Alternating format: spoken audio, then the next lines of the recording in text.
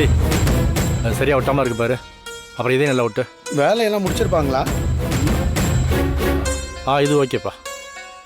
அதையும் பாரு. என்னண்ணே இன்னும் வேலை முடியலையா? ஆகிட்டே இருக்கு சார். எல்லாம் சினிமா ஆளுங்க இல்லையா, லாஸ்ட் மினிட்ல பரபரப்பா வேலை செஞ்சா பழகிட்டாங்க. ஐயோ இது சினிமா ஷூட்டிங் இல்லையா, நிஜம். இன்னும் கொஞ்ச நேரத்துல எல்லாரும் வந்துருவாங்கய்யா. டோன்ட் வரி சார், 5 நிமிஷத்துல எல்லாத்தையும் செட் பண்ணுவோம். ஹலோ கஸ்டமர், உங்க சைடுல எல்லாம் ரெடியா? நான்லாம் 100 கணக்குல ஜூனியர் ஆர்டிஸ்டுங்களுக்கு காஸ்டியூம் கொடுத்து சமாளிச்சவன் சார். இதெல்லாம் எனக்கு ஜுஜுபி சார். யோ நீ தானே ஏஜென்ட்? ஆமா. ஜூனியர் ஆர்டிஸ்டுங்களை சார் காட்டியா? சார் ஒரு நிமிஷம், ஜூனியர் ஆர்டிஸ்ட்ல வாங்க.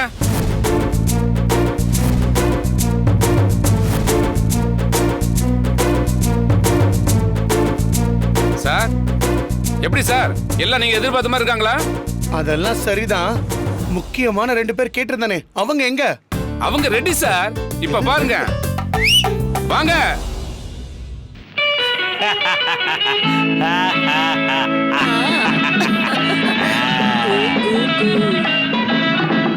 காதல் மலர் கூட்டம் வந்து வீதி வழி போகும் என்று யாரோ சொன்னார், யாரோ சொன்னார். காதல் மலர் கூட்டம் ஒன்று வீதி வழி போகும் என்று யாரோ சொன்னார், யாரோ சொன்னார்.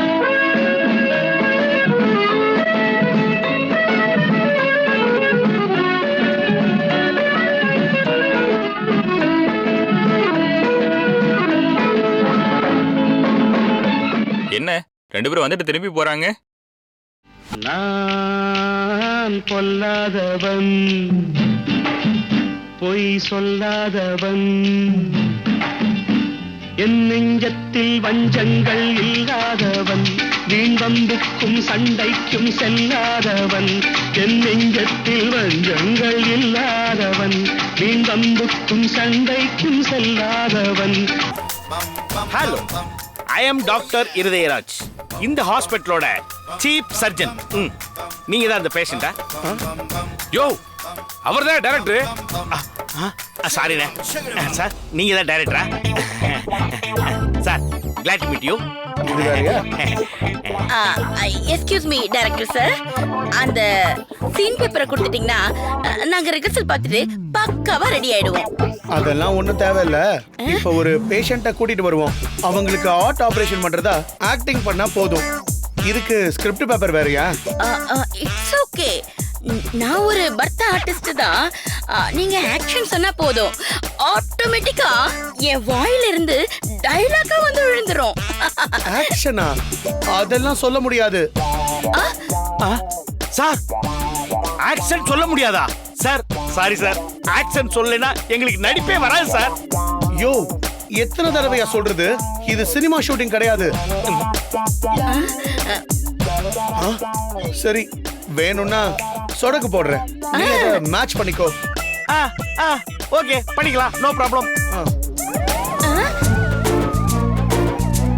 அவங்க வந்துட்டாங்கன்னு நினைக்கிறேன். எல்லாரும் நல்லா கேட்டுக்கோங்க. நீங்க எல்லாரும் பொசிஷன்ல ரெடியா இருங்க. நீங்க 2 பேர் மட்டும் என் கூட வாங்க. ஓகே. Follow you.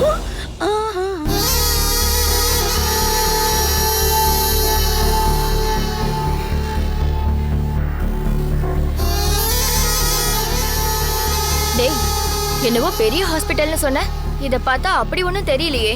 அது ஒண்ணும் இல்லாத, வைட் லென்ஸ் போட்டு பார்த்தா எல்லாமே பெருசா தெரியும். டேய், வைட் லென்ஸா? நீ என்னடா சினிமா ஷூட்டிங் எடுக்கிற மாதிரி பேசிட்டு இருக்க? சித்தப்பா, நந்து லென்ஸ்னு சொன்னது நம்ம மனசு. நம்ம மனசுல ஒரு விஷயத்த பெருசா நினைச்சா அது பெருசா தெரியும், சின்னதா நினைச்சா அது சின்னதா தெரியும். அதான் சொல்ல வந்தான். கரெக்டா நந்து? ஆமா.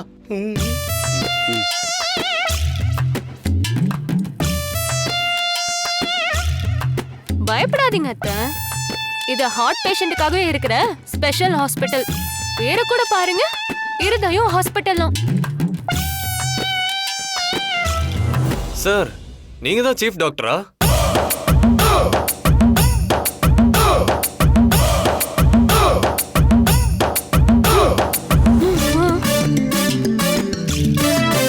ஓஹோ, இவங்க வேற சொடக்கு போட்டாதான் நடிக்க ஆரம்பிப்பாங்க. Yes sir, I am doctor Irudayaraj, இந்த ஹாஸ்பிட்டலோட chief doctor. Boys come on.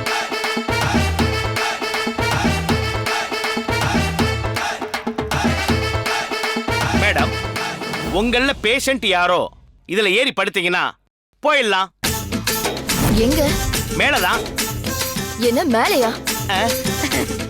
அது மேலதான். ஆபரேஷன் தியேட்டர் மேலதான் இருக்கு. அததான் டாக்டர் சொல்றாரு. Yes yes. ஆபரேஷன் தியேட்டரா? சினிமா தியேட்டர் எங்க வந்து என்ன கேக்குற அர்ச்சனா?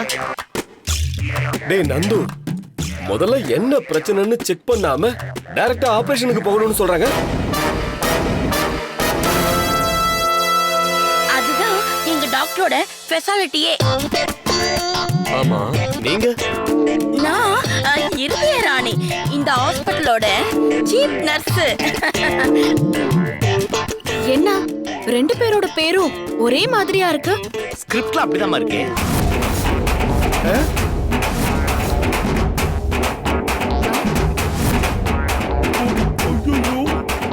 அதாவது கடவுளோட சீன் பேப்பர்லயே அப்படித்தான் இருக்குன்னு டாக்டர் சொல்ல வராரு.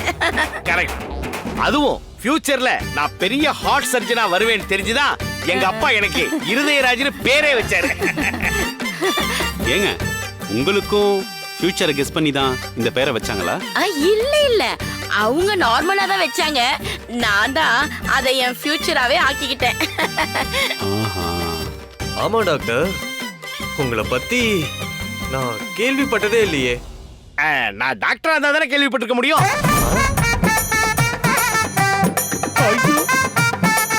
அது ஒண்ணு இல்லைங்க. சாரி, இவ்வளவு நாளும் ஃபாரின்ல தான் டாக்டரா இருந்தாரு, அதனால அதான் அப்படி சொல்றாரு. அது எப்படி அப்படி சொல்றதெல்லாம் உங்களுக்கு மட்டும் புரியுது? அது டாக்டருக்கும் நர்ஸுக்கும் உள்ள கெமிஸ்ட்ரி. இது உங்களுக்கெல்லாம் புரியாது. ஜோதி, இவங்க ரெண்டு பேரையும் பார்த்தாலே எனக்கு சரியான ஆளுங்களா தெரியல. ஏதாவது சொல்லி என்னை வீட்டுக்கு கூட்டிட்டு போயிடு ப்ளீஸ். கொஞ்சம் அமைதியா இருங்க அண்ணி. இப்ப மட்டும் பேக் அடிச்சோம், அர்ஜுனுக்கு டவுட் வந்துரும். Madam, எச்சுச்சி madam. மேடம் என்ன சொல்றாங்க? அது ஒண்ணும் இல்ல, திடீர்னு ஆபரேஷன் தியேட்டர்னு சொன்னதும் அண்ணி ரொம்ப பயப்படுறாங்க. ஐயோ, பயப்படவே வேண்டாம். நம்ம ஹாஸ்பிட்டலுக்கு உள்ள வந்தவங்க திரும்பி போனதா சரித்திரமே இல்ல. என்ன டாக்டர் சொல்றீங்க? அது வந்து, அதாவது திரும்ப பேஷண்டா போனதா சரித்திரமே இல்ல, அதானே? அதான். பரவாயில்லையே, நீங்களும் எங்க கெமிஸ்ட்ரியில நல்லாவே கலந்துட்டீங்க. சரி போதும், முதல்ல கூட்டிட்டு போய் ட்ரீட்மெண்ட் ஆரம்பிங்க. அதுக்கு என்ன பாய்ஸ், மேடத்தை உள்ள கூட்டிட்டு போங்க. உள்ள போனவனே வெட்டி எடுத்துட வேண்டியதான். டாக்டர், வெட்ட போறீங்களா? என்ன நீங்க டாக்டர் மாதிரியே பேச மாட்டேன்றீங்க? ஹலோ, சும்மா இப்படி எல்லாம் கேள்வி கேட்டுட்டு இருக்க கூடாது. டாக்டர்னா நாங்க வெட்டுவோம், ஒட்டுவோம், ஒரு சில நேரத்துல அவசியம் ஏற்பட்டா திட்டுவோம். இதெல்லாம் எங்களுடைய ப்ரொஃபஷன்ஸ். ரொம்ப கேள்வி கேட்டீங்கன்னு வச்சுக்கங்க, எனக்கு ட்ரீட்மெண்டே மறந்து போயிடும். அப்புறம் பேஷண்டோட நிலைமை டேஞ்சரஸ் ஜோன் தான். பாய்ஸ், இவங்களை உள்ள கூட்டு போங்க. நர்ஸ், இவங்களோட ரிப்போர்ட்ஸ் எல்லாம் வாங்கிட்டு பேக்ல வாங்க. இங்க பாருங்க சாரு, ஹார்ட் சர்ஜன் மட்டும் இல்ல, ஹார்ட் சர்ஜன் கூட. கேள்வி கேட்டுக்கிட்டே இருந்தீங்க, சட்டுன்னு சூடாயிடுவாரு. பார்த்து நடந்துக்கோங்க. நீங்க சீக்கிரம் பெட்ல படுங்க. ரிப்போர்ட் கொண்டு கொடுங்க. எங்க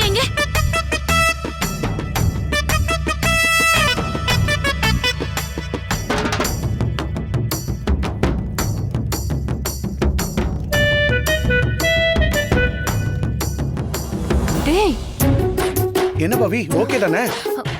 ஓரளவுக்கு ஓகே தான். கொஞ்சம் பார்த்து நடிக்க சொல்லுடா, மாட்டி விட்டுற போறாங்கடா. அது நம்ம கையில இல்ல.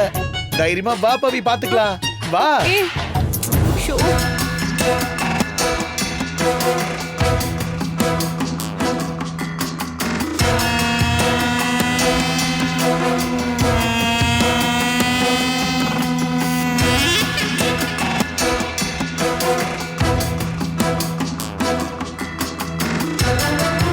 என்ன டாக்டர் இவ்ளோ சீரியஸா பாக்குறீங்க? ப்ராப்ளம் ரொம்ப பெருசா இருக்கா? டாக்டர், உங்களை தான் கேக்குறேன், என்னாச்சுன்னு சொல்லுங்க. ஐயோ, இவன் ஒரு ஸ்டார்டிங் ட்ரபிளுக்கு பிறந்த பையன்.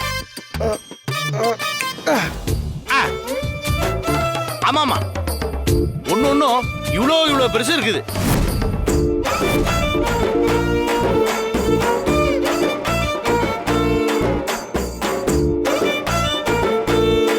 ஐ மீன் இவங்க ஹார்ட்ல இருக்கிற ஹோல்ஸ் இருக்கு இல்லையா, மொத்தம் 3 பிளாக்ஸா இருக்கு. ஒவ்வொரு பிளாக்ஸும் ஹாலோ பிளாக் கல்லு சைஸ்ல இருக்கு.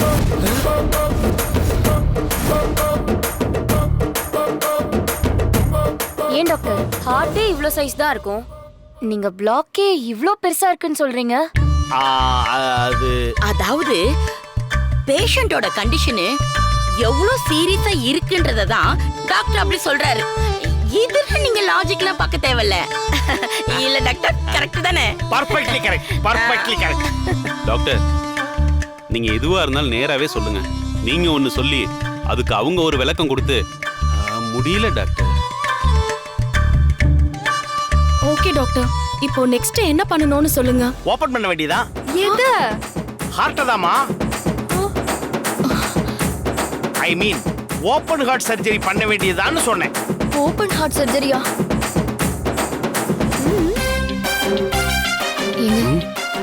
எனக்கு தான் ஒண்ணுமே இல்லையே, அப்புறம் எதுக்குங்க ஓபன் ஹார்ட் சர்ஜரி?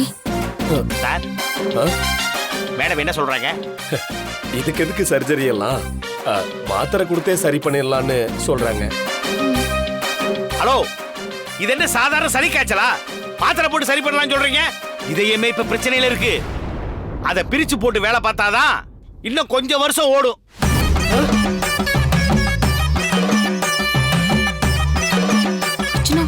என்னடி இவரு மெக்கானிக் மாதிரி பேசுறாரு? அதான் எனக்கு ஒன்னும் புரியலையே. நர்ஸ் டாக்டர், நீங்க உடனே ஆபரேஷன் தியேட்டர் ரெடி பண்ணுங்க. Okay doctor. முக்கியமா கத்தி எல்லாத்தையும் நல்லா சாணம் புடிச்சு வைக்க சொல்லுங்க. உடம்புல கத்தி பட்ட உடனே சும்மா அல்வாவா இருக்கிற மாதிரி நைஸா இருக்கணும். புரியுதா? அர்த்தலாம் டாக்டர், அர்த்தலாம்.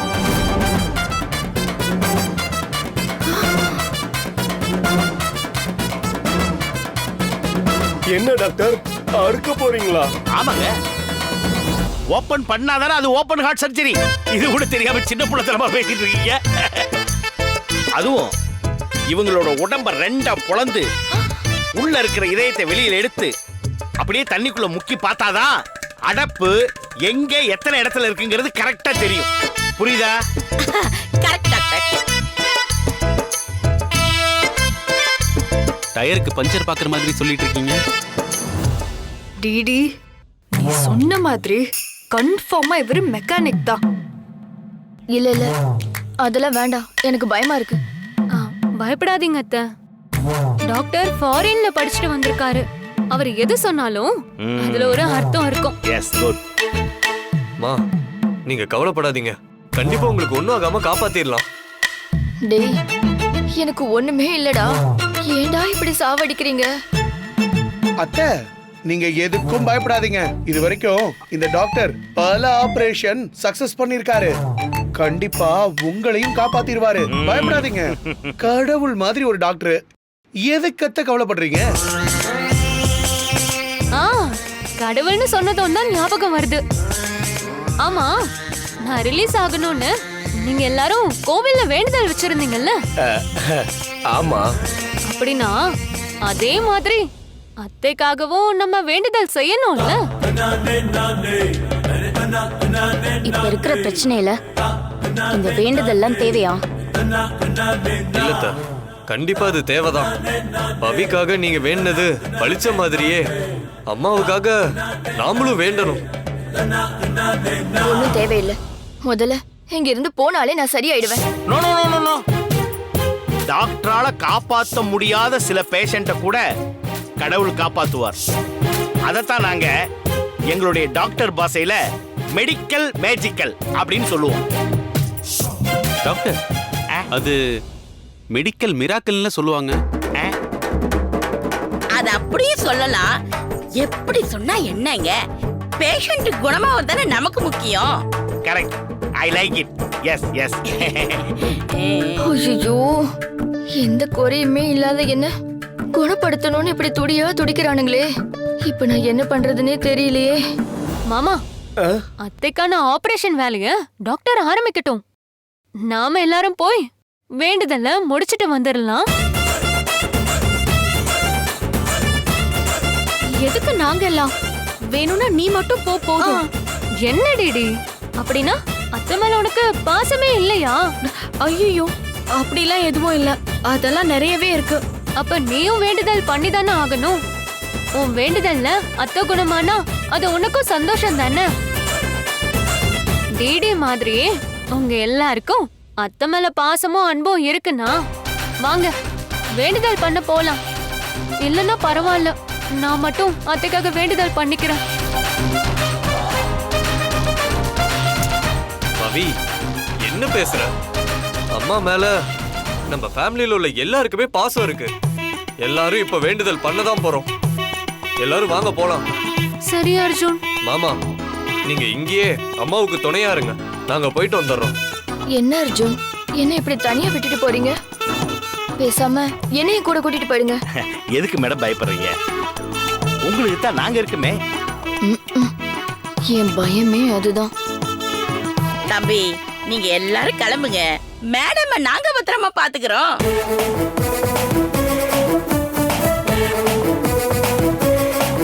சரிங்க சார்.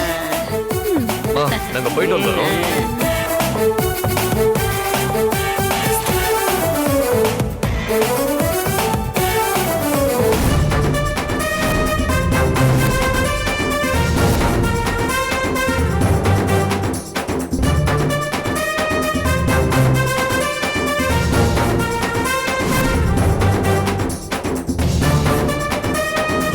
நர்ஸ், இப்ப நீங்க போய் கத்திய சாண பிடிக்கிற வேலையை பாருங்க. இன்னும் half an hourல ஆபரேஷன் ஸ்டார்ட் பண்ணி ஆகணும். Okay doctor.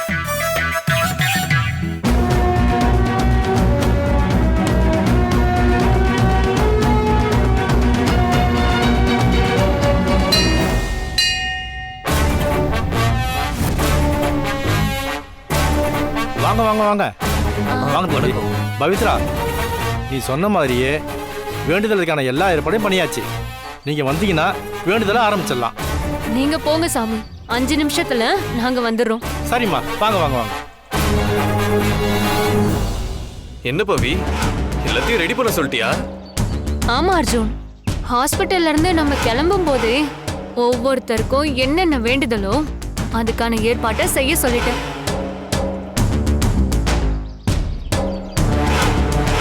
அப்படின்னா ஒவ்வொருத்தருக்கும் தனித்தனி வேண்டுதலா பவி? ஆமா சொல்றேன், நல்லா கேட்டுக்கோங்க. மாமா, அத்தைக்காக நீங்க செய்ய போற வேண்டுதல் என்னன்னு தெரியுமா? என்னம்மா? முதுகுல அழகு குத்திக்கிட்டு தேர் இழுக்க போறீங்க.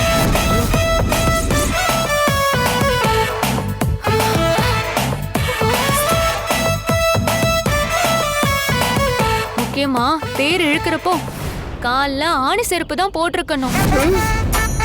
ஆணி செருப்பா?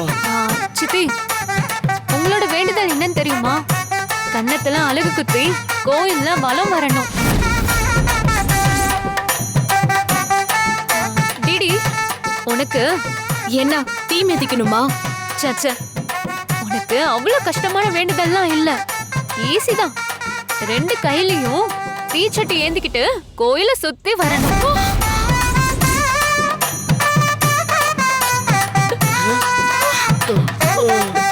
ஐயோ, அது ரொம்ப சுடுமே. நீ தானே டிடி சொன்ன அத்தை மேல உனக்கு நிறைய பாசம் இருக்குன்னு. அப்படிப்பட்ட பாசம் இருக்கிறப்போ எந்த தீயும் எதுவுமே செய்யாது.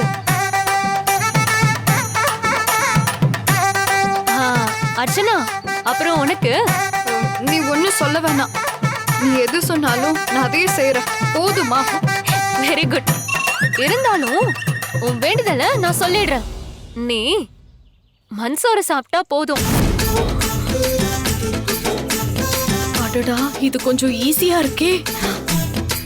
பவி, நான் வேணா அர்ச்சனாக்கு பதிலா அந்த வேண்டுதலை பண்றேனே. இல்ல இல்ல இல்ல, நானே மன்சூர் சாப்பிட்டுக்கிறேன். டிடி, நீ தீச்சட்டி தூக்கு.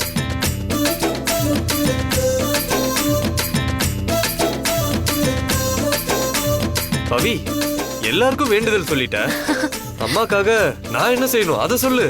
உனக்கும் வேண்டுதல் இருக்கு அர்ஜுன்.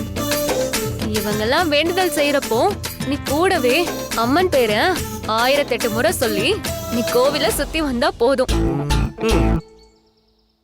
பாத்தியா இவள நமக்கெல்லாம் கொடூரமான வேண்டுதலை கொடுத்துட்டு மாம்ஸுக்கு ஈஸியான வேண்டுதலை தரா. அப்புறம் என்ன, வேண்டுதலாம் ஆரம்பிச்சிடலாம்ல நம்ம. வாங்க முதல்ல வேண்டுதல் உடைக்கு மாறலாம். நீங்களாம் வாங்க. வா அர்ஜுன்.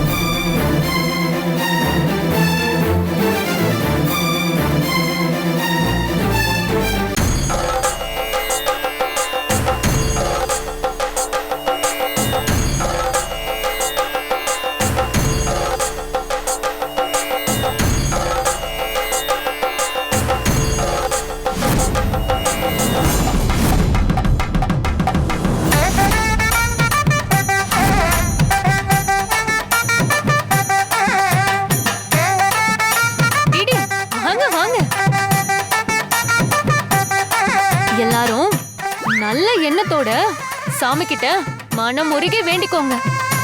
மனசுல எந்த கெட்ட எண்ணமும் ஓடக்கூடாது. அப்படி ஏதாவது ஓடுச்சுன்னா இந்த வேண்டுதல் பலிக்கவே பலிக்காது. அத்தைக்கும் உடம்பு சரியாகாது. அப்புறம் உங்க எல்லாருக்கும் உடம்பெல்லாம் பொண்ணாயிடும். புரிஞ்சுதா?